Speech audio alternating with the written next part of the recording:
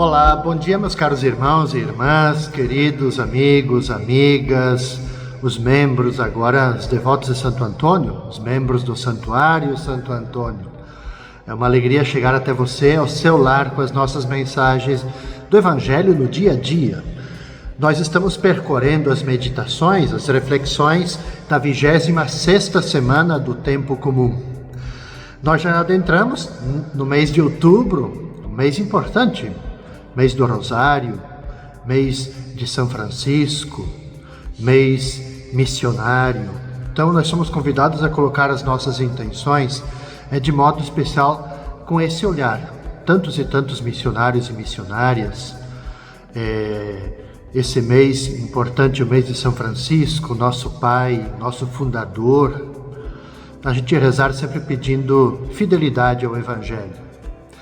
Nesta quinta-feira, dia 3 de outubro, iniciando então as nossas reflexões, nós rezaremos, vamos meditar também com o evangelista Lucas, capítulo 10, versículos de 1 até 12.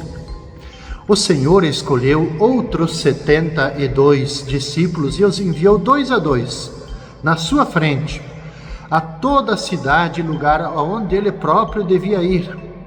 E dizia-lhes: a messe é grande, mas os trabalhadores são poucos. Por isso pedi ao dono da messe que mande trabalhadores para a colheita.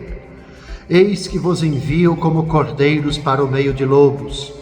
Não leveis bolsa, nem sacola, nem sandálias, e não cumprimenteis ninguém pelo caminho. Em qualquer casa em que entrardes, dizei primeiro: a paz esteja nessa casa. Permanecei naquela mesma casa, comei e bebei do que tiverem, porque o trabalhador merece seu salário. Não passeis de casa em casa. Quando entrardes numa cidade e fordes bem recebido, comei do que vos servir, curai os doentes que nela houver, e dizei ao povo: o reino de Deus está próximo de vós. Mas quando entrardes numa cidade e não fordes bem recebidos, saindo pelas ruas dizei: até a poeira de vossa cidade que se apegou aos nossos pés, sacudimos contra vós. No entanto, sabei que o reino de Deus está próximo. Eu vos digo que naquele dia Sodoma será tratada com menos rigor do que esta cidade. Veja, caros irmãos e irmãs, queridos amigos e amigas, o sim cordial dos discípulos a Cristo torna-se a força da missão evangélica. O Evangelho nos narra que Jesus manda os discípulos a fazer o que ele mesmo fez. E é o que a igreja continua, o que eu faço, o que você faz, o que nós continuamos fazendo até hoje. Os 12 são o fundamento da missão da igreja. Mas Jesus, ele escolheu ao longo dos séculos e continua a escolher hoje muitos outros, que somos nós. A messe é grande. E sempre, diz o Evangelho, temos carência de pessoas para assumir a missão. Os operários, os evangelizadores ainda são insuficientes para o nosso tempo. Os 72 de que nos fala o Evangelho, 72 que foram enviados, eles anunciam a mensagem do reino. Aliás, aqui que tem uma chave de leitura importante, porque a gente se preocupa às vezes quando a gente vai em missão, o que a gente precisa levar, o que a gente precisa dizer. O Evangelho está nos dizendo tudo, que a gente tem que levar o mínimo possível de coisas. A providência divina, ela vai dar conta de tudo. Aqui a gente não pode levar tanta coisa para tirar o foco. E o centro do nosso anúncio: o reino de Deus está próximo. Quando a gente assume a paz, a justiça, a solidariedade, o amor, o cuidado uns dos outros, isso é reino de Deus. E por isso que quando a gente vive esses valores, ele está próximo, ele está junto de nós. Voltando para os números do que nos fala o Evangelho, a gente falava dos 72 que foram enviados, significa que eles anunciam a mensagem do reino. Agora, o número 12, os 12 discípulos, evoca, obviamente, as 12 tribos de Israel. O número 72 evoca os 72 povos da terra que estão lá, você pode conferir, que estão lá elencados em Gênesis 10. Então a missão dos discípulos, isso é importante para nós, é universal, é para todos, é destinado a todas as pessoas de boa vontade. Os 72 são sinal de todos quantos o Senhor da Messe chama para o anúncio do Evangelho. E diz o Evangelho mais que Jesus envia os seus como ovelhas no meio de lobos. E é bom a gente se dar conta disso, porque a perspectiva da rejeição assusta. Entretanto, é possível entrever um movimento carregado de esperança, porque evangelizar é transformar uma sociedade de lobos numa sociedade de irmãos. Transformar uma sociedade que quer viver à margem de Deus como se Ele não existisse, numa sociedade que de fato busque a Deus, que coloque Deus como centro da vida. Então, com efeito, os discípulos eles levam a mansidão, nós também devemos levar a mansidão, a pobreza, o espírito de paz, sem exigências, diz o Evangelho, comendo e bebendo do que tiverem. Devemos curar os doentes, anunciar o reino de Deus, e recebem a justa retribuição pelo trabalho. E batem os pés como gesto de julgamento contra aqueles que não querem acolher, que se mostram indiferentes, com o coração fechado. Naturalmente que essa benéfica transformação entra em choque com o egoísmo de muitos e muitas, com as estruturas sociais injustas.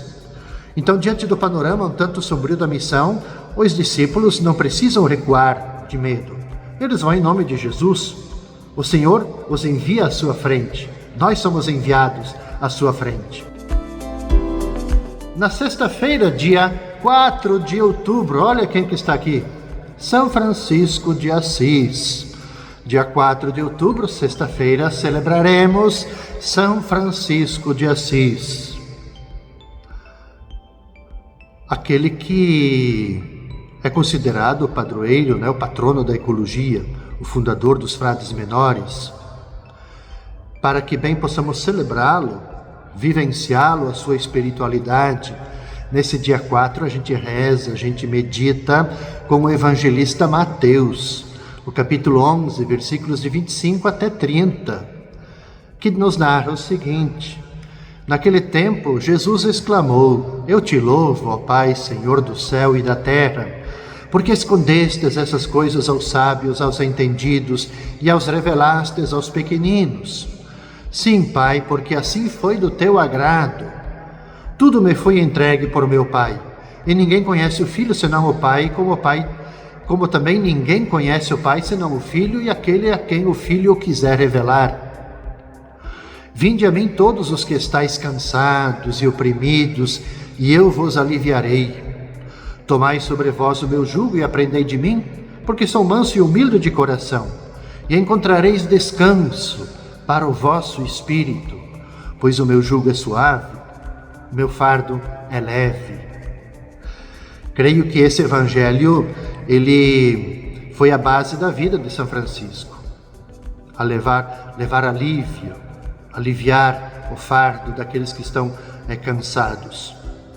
Penso que ao celebrarmos o nosso padroeiro, o nosso fundador, aquele que inspira a nossa espiritualidade, que inspira o nosso jeito de estar no mundo, a nossa evangelização nos nossos lugares, em nossas paróquias e santuários, São Francisco certamente ele foi um daqueles pequenos que receberam de coração aberto e disponível a revelação de Jesus, como filho muito amado do Pai. E o Evangelho, sem tirar nada dele, tornou-se a única regra de sua vida. Tanto é que quando ele escreve a regra para os frades, como que os frades deviam viver, ele escreve, a regra dos frades menores é essa: viver o santo Evangelho de nosso Senhor Jesus Cristo. Regra que também propôs àqueles que, depois, em todos os tempos, nós hoje, frades do século XXI, todos aqueles que quiseram se juntar como irmãos e irmãs. Então, para Francisco, tudo se resumia à relação com Jesus no amor. E ele chegava a dizer assim que quando ele encontrava pessoas que queriam viver longe de Deus, longe da Eucaristia, que tinham dificuldade nas relações, conflitos familiares ou conflitos entre nações. Ele dizia: o amor não é amado. Então, para nós isso é importante também numa sociedade, num tempo que nós vivemos de tanta intolerância, tanto ódio, tanta indiferença, de a gente se reportar a São Francisco e a gente também dizer que o amor, ele ainda não é amado. E que, portanto, nós precisamos amar sempre mais, buscar amar. Os estigmas, também outro ponto importante na vida de São Francisco, que ele recebeu já muito próximo do fim da sua vida. É um sinal dessa intensa relação que ele teve com Jesus, de procurar se identificar cada vez mais com Jesus, que o levou a identificar-se com ele também fisicamente, recebendo então os estigmas, as chagas. Então, numa época em que os homens da igreja procuravam riquezas, grandezas, Francisco ele quis permanecer pobre e pequeno diante de Deus e pequeno e pobre diante das pessoas. E por causa disso, ele nem aceitou ser ordenado, por exemplo, sacerdote, permanecendo simplesmente irmão entre os irmãos, como o mais pequeno de todos, por amor do Senhor. E para ele, realizaram-se plenamente as palavras de Jesus. Aquilo que eu comentava no início da reflexão. O meu jugo é suave, o meu fardo é leve. Quando a gente lê a história de São Francisco, quanta alegria enchia o coração dele. Pobre de tudo, mas ao mesmo tempo rico de tudo. Que no amor do Senhor ele sentia como suaves os maiores sofrimentos. Ele assumia aquilo que está na carta aos Gálatas: carregai as cargas uns dos outros e assim cumprireis plenamente a lei de Cristo. E as cargas dos outros, esse é o jugo do Senhor. E São Francisco compreendeu isso desde o princípio da sua conversão. No fim da vida, ele contava: estando eu em pecado, parecia-me coisa excessivamente amarga, difícil, ver os leprosos. Mas o próprio Senhor me conduziu para o meio deles e eu exercia misericórdia para com eles. Quando ele escreve esse texto no seu testamento, ele afirma que este é o jugo, que consiste em carregar as cargas dos outros. Mesmo que isso nos pareça difícil, duro, amargo, mas a gente é convidado a carregar de modo especial a carga daqueles que são invisibilizados em nossa sociedade. Para concluir essa reflexão em celebração ao dia de São Francisco, eu quero lembrar também que nós, nesse caminho de vivência da espiritualidade de São Francisco, nós estamos percorrendo um caminho onde que já celebramos os 800 anos da invenção do presépio por São Francisco, um pouquinho antes também da sua morte, os 800 anos dos estigmas de São Francisco, e estamos a celebrar no próximo ano os 800 anos do Cântico das Criaturas, onde que São Francisco ele louva toda a criação, louva todo o ser humano.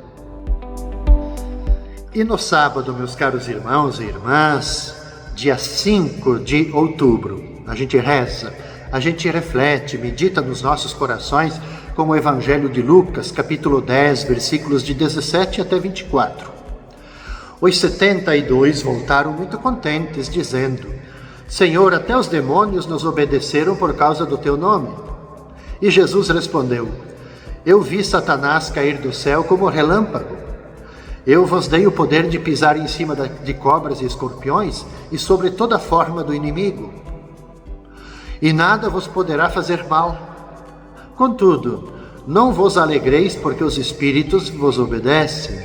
Antes ficai alegres porque vossos nomes estão escritos no céu. Naquele momento, Jesus exultou no Espírito Santo e disse: Eu te louvo, Pai, Senhor do céu e da terra, Por que escondestes essas coisas aos sábios e inteligentes e as revelastes aos pequeninos? Sim, Pai, porque assim foi do teu agrado. Tudo me foi entregue pelo meu Pai.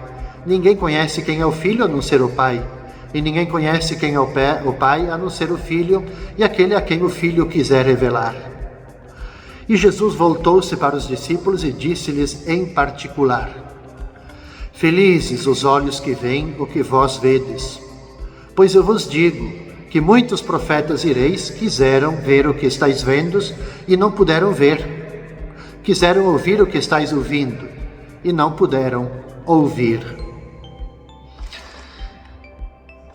Esse trecho do Evangelho é a volta dos que foram, os 72 que foram enviados. Nós escutamos isso no Evangelho da quinta-feira. E eles voltam, nos narra o Evangelho, voltaram cheios de alegria, voltaram contentes. Até os demônios nos obedecem porque nós fizemos isso em teu nome. A gente pode imaginar a alegria dos discípulos, certamente pelo sucesso da missão realizada. E Jesus revela para eles o conteúdo profundo daquilo que eles fizeram. A alegria, então, é muito bom a gente perceber isso. A alegria é um tema que atravessa todo o Evangelho de Lucas.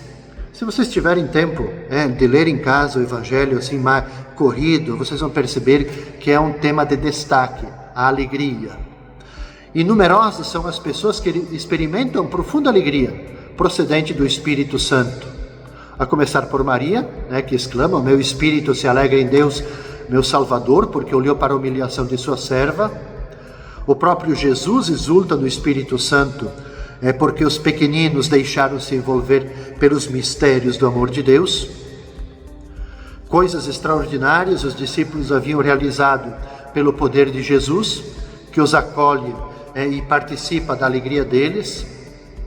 Uma alegria que se intensifica por saberem que os seus nomes, diz o Evangelho, estão inscritos no céu. Eles estão a serviço da ação misericordiosa de Deus. A gente pode dizer que eles são seus instrumentos privilegiados.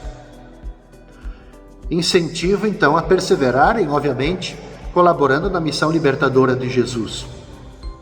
Mas a gente pode dizer que também a alegria está permeada não só em Maria, em Jesus, nos 72 ou no grupo dos 12, mas a alegria ela também toma conta de todos aqueles que foram beneficiados pelo poder curativo de Jesus, pela ação divina, de ser curado, de ser tocado por Jesus, de ser ressuscitado, de poder ser reintegrado na sociedade novamente. Então todos esses que receberam, que foram beneficiados pela ação curativa de Jesus, também manifestaram a sua alegria, seja deixando tudo e seguindo Jesus, seja indo falar do bem que Jesus realizou na vida deles, então falando da ação curativa de Jesus. Então todo o Evangelho, aliás, tudo aquilo que Jesus provoca, Jesus realiza, é motivo de alegria. Para si, para sua mãe Maria, para os seus que os acompanham e para todos aqueles que são beneficiados. A gente pode dizer, é motivo de alegria para nós hoje também poder segui-lo, de poder testemunhá-lo, de poder anunciá-lo, de poder vivê-lo, acolhê-lo em nosso coração. Então tem que ser motivo de alegria. A gente poderia dizer assim, que toda vez que a gente vai para uma celebração eucarística, toda vez que a gente vai visitar alguém, toda vez que a gente faz o bem e a gente retorna para as nossas casas, nós deveríamos, como os discípulos, voltar cheios de alegria. Por quê? Porque nós fizemos e nos damos conta, assumimos que nós somos os continuadores da missão de Jesus. Por fim, pode-se dizer que a missão é a irradiação do amor que une o Pai e o Filho. E este amor, revelado aos pequenos, essa é a grande força que destrói o mal. Os discípulos, que somos nós, são felizes, porque veem e saboreiam desejar o amor do Pai e do Filho. Eu concluo, caros irmãos, esta meditação a gente se encontra então na segunda-feira, neste mesmo horário, levando para vocês as meditações da 27ª semana do Tempo Comum. Desejo a cada um de vocês toda a paz, todo bem, e hoje invocando aqui para vocês a bênção, a intercessão de Santo Antônio, mas também a bênção e a intercessão de nosso seráfico Pai. Paz e bem para cada um de vocês.